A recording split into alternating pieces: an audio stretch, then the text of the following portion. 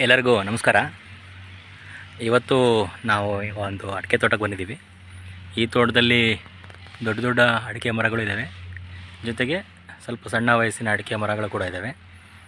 ಈ ಅಡಿಕೆ ತೋಟದಲ್ಲಿ ಸಾಮಾನ್ಯವಾಗಿ ರೈತರು ಹೇಳೋ ಕಂಪ್ಲೇಂಟ್ ಏನು ಅಂದರೆ, ನಮ್ಮ ತೋಟದಲ್ಲಿ ಹರಳು ಉದುರುತ್ತಾ ಇದೆ, ಹಣ್ಣೊಡಕ ಆಗ್ತಾಯಿದೆ, ಮಿಳ್ಳೆ ಆಗ್ತಿದೆ ಅಂತ. ಇಲ್ಲಿ ನೋಡಿ, ಈ ಒಂದು ಮರದಲ್ಲಿ ಸುಮಾರು ಹರಳು ಉದುರುತ್ತಾ ಇದೆ, ಕಾಣಿಸ್ತಾ ಇರ್ಬೋದು ನೋಡಿ. ಈ ರೀತಿ ಹರಳುಗಳು ಉದುರುತ್ತಾ ಇದೆ. ಸೊ ಈ ಥರ ಸುಮಾರು ಮರಗಳಲ್ಲೂ ಆಗಿದೆ, ನೋಡ್ತಾ ಹೋಗೋಣ ಬನ್ನಿ. ನೋಡಿ, ಈ ಮರದಲ್ಲೂ ಉದುರಿದೆ, ಈಗ ಶುರು ಆಗಿದೆ. ಈ ಮರದಲ್ಲೂ ಉದುರಿದೆ. ಸೊ ಹೀಗೆ ಈ ಮರದಲ್ಲೂ ಉದುರುತ್ತಾ ಇದೆ ನೋಡಿ.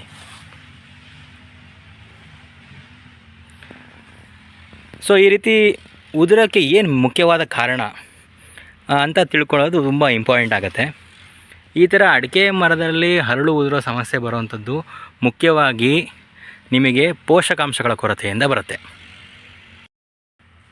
ಯಾವ್ಯಾವ ಪೋಷಕಾಂಶಗಳು ಅಂತ ಬರುತ್ತೆ ಇದರಲ್ಲಿ? ಮೈಕ್ರೋನ್ಯೂಟ್ರಿಯೆಂಟ್ಸ್ ಅಂತ ಕರಿತೀವಿ. Iron, manganese, zinc, magnesium, boron, ಇವೆಲ್ಲ ಮೈಕ್ರೋನ್ಯೂಟ್ರಿಯೆಂಟ್ಸ್. ಇದನ್ನು ನಾವು ಸರಿಯಾದ ಪ್ರಮಾಣದಲ್ಲಿ ಸರಿಯಾದ ಟೈಮಲ್ಲಿ ಗಿಡಗಳಿಗೆ ಕೊಟ್ಟಿದ್ದೇ ಆದರೆ ನಮಗೆ ಈ ರೀತಿ ಹರಳು ಉದುರೋದು, ಹಣ್ಣೊಡಕಾಗೋ ಸಮಸ್ಯೆಗಳು ಬರೋದಿಲ್ಲ. ಜೊತೆಗೆ ಮಿಳ್ಳೆಗಳ ಅಡಿಕೆ ಆಗೋಂಥದ್ದು ಕೂಡ ನಾವು ತಡಿಬಹುದು. ನಾವು ಬರೀ NPKನ ಕೊಡ್ತಾ ಇರ್ತೀವಿ, ಅಥವಾ ಯಾವುದೋ ದನ ಗೊಬ್ಬರ, ಕುರಿ ಗೊಬ್ಬರ, ಅಥವಾ ಕೋಳಿ ಗೊಬ್ಬರ, ಅಥವಾ ಇನ್ಯಾವುದೋ ಕೇವಲ ಆರ್ಗ್ಯಾನಿಕ್ ಪ್ರಾಡಕ್ಟ್ಸ್ನ ಬಳಸ್ತಾ ಇರ್ತೀವಿ.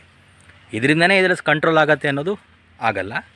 ಇದಕ್ಕೆ ಬೇಕಾದಂತಹ ಮೈಕ್ರೋನ್ಯೂಟ್ರಿಯೆಂಟ್ಸ್ಗಳು ಕೂಡ ನಾವು ಸರಿಯಾದ ಪ್ರಮಾಣದಲ್ಲಿ ಕೊಡಬೇಕು. ಮತ್ತು ಎಷ್ಟು ಪ್ರಮಾಣದಲ್ಲಿ ಕೊಡಬೇಕು ಅನ್ನೋದು ತುಂಬ ಮುಖ್ಯ ಆಗುತ್ತೆ. ಅತಿ ಹೆಚ್ಚು ಮೈಕ್ರೋನ್ಯೂಟ್ರಿಯೆಂಟ್ಸ್ಗಳು ಕೂಡ ನಾವು ಕೊಡೋ ಹಾಗಿಲ್ಲ, ಅತಿ ಕಡಿಮೆ ಕೊಟ್ಟರೆ ಅದು ಕೆಲಸ ಮಾಡೋದಿಲ್ಲ. ಸೊ ಹಾಗಾಗಿ ಇದಕ್ಕೆ ಬೇಕಾದಷ್ಟು ಪ್ರಮಾಣದಲ್ಲಿ ನಾವು ಮೈಕ್ರೋನ್ಯೂಟ್ರಿಯೆಂಟ್ಸ್ಗಳನ್ನ ಕೊಟ್ಟಿದ್ದಾದರಲ್ಲಿ ಮತ್ತು ಸರಿಯಾದ ಸಮಯದಲ್ಲೇ ಕೊಡಬೇಕು. ಕೊಟ್ಟಿದ್ದಾದಲ್ಲಿ ಅದರ ಹರಳು ಉದುರೋದು, ಹಣ್ಣೊಡಕ ಆಗೋದು, ಮಿಳ್ಳೆ ಆಗುವಂಥ ಸಮಸ್ಯೆಗಳನ್ನ ನಾವು ತಡಿಬಹುದು. ಹಾಗಾಗಿ ರೈತರಿಗೆ ನಾವೇನು ಹೇಳ್ತೀವಿ ಅಂದರೆ, ನೀವು ಕೊಡುವಂತಹ ಗೊಬ್ಬರದಲ್ಲಿ ಸಮಗ್ರ ಗೊಬ್ಬರವನ್ನು ಕೊಡಿ. ಕೇವಲ NPK ಕೊಡೋದಲ್ಲದೆ ಜೊತೆಗೆ ಈ ಥರ ನ್ಯೂಟ್ರಿಯೆಂಟ್ಸು, ಸೆಕೆಂಡರಿ ನ್ಯೂಟ್ರಿಯೆಂಟ್ಸ್ಗಳನ್ನ ಕೂಡ ಸ್ವಲ್ಪ ಗಿಡಗಳಿಗೆ ನೀಡೋದ್ರಿಂದ ನಿಮ್ಮ ಗಿಡಗಳಿಗೆ ಬರ್ತಕ್ಕಂತಹ ಈ ಪೋಷಕಾಂಶ ಕೊರತೆಯಿಂದ ಆಗುವಂತಹ ಈ ಒಂದು ಎಲ್ಲ ಸಮಸ್ಯೆಗಳನ್ನ ಕೂಡ ನಾವು ದೂರ ಬರಬಹುದು ಅಂತ ಹೇಳೋಕ್ಕೆ ಇಷ್ಟಪಡ್ತೀವಿ. ಧನ್ಯವಾದಗಳು.